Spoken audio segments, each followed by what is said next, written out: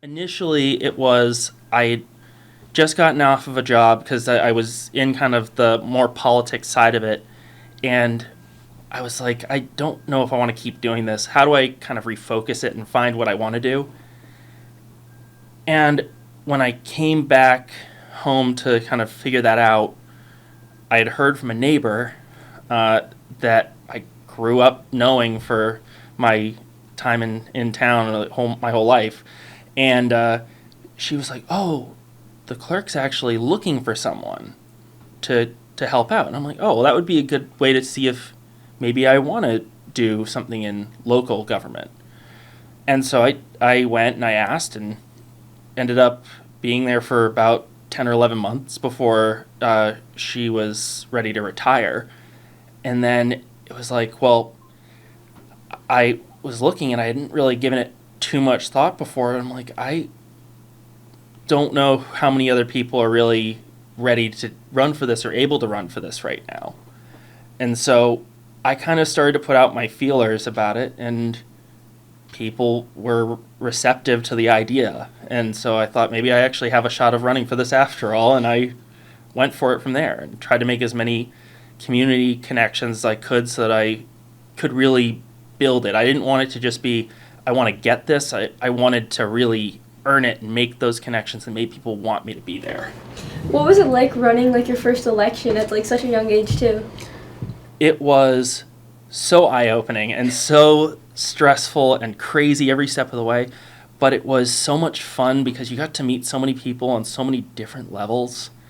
Um, I mean, it was so fun to make connections with people who didn't really know me, and so I got to have this whole chance to have a sit down and talk with people and get to know them and the things that were concerning them in the community. It was just so special to get those connections in.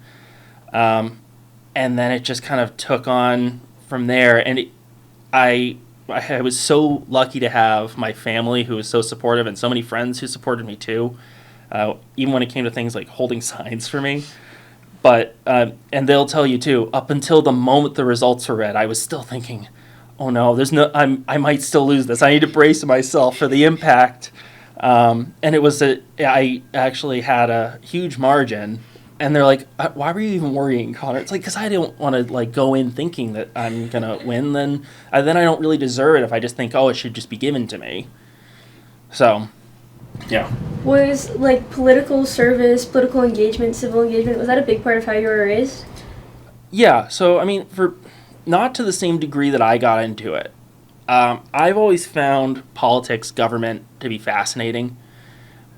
But my parents, when I was growing up, they actually were. My mother was very involved in making sure that kind of this was our home. When they moved here, they wanted to become a part of this community.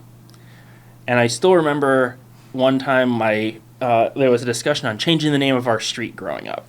And my mother was there at a select board meeting, and we were watching her on HCAM at the time as she was explaining to them why they shouldn't change the name of the street. And it was stuff like that that I saw as how much of an impact people can have, because then the select board ended up making a compromise rather than just going ahead and changing the street as requested.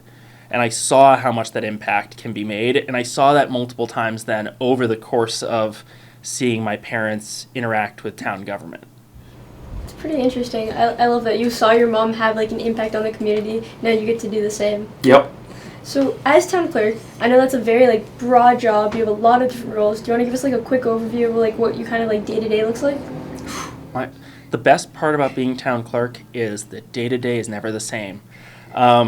Because we do a whole lot of everything, and I like to say that whenever the state can't figure out who in the town should be doing a job, they just give it to the clerk and say, you can do it. It's like, oh, we don't know who should be doing the raffle permit, so we'll give that to the town clerk. And flammable storage, let's go ahead and give that registration to the clerk.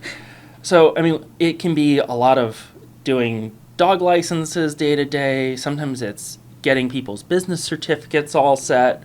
And then there's always the looking at making sure people have access to records, including birth records and death records, a lot of genealogy research, but also people coming in and getting their marriage licenses. And you get these fun moments, and I like to say we see people at every point in their lives.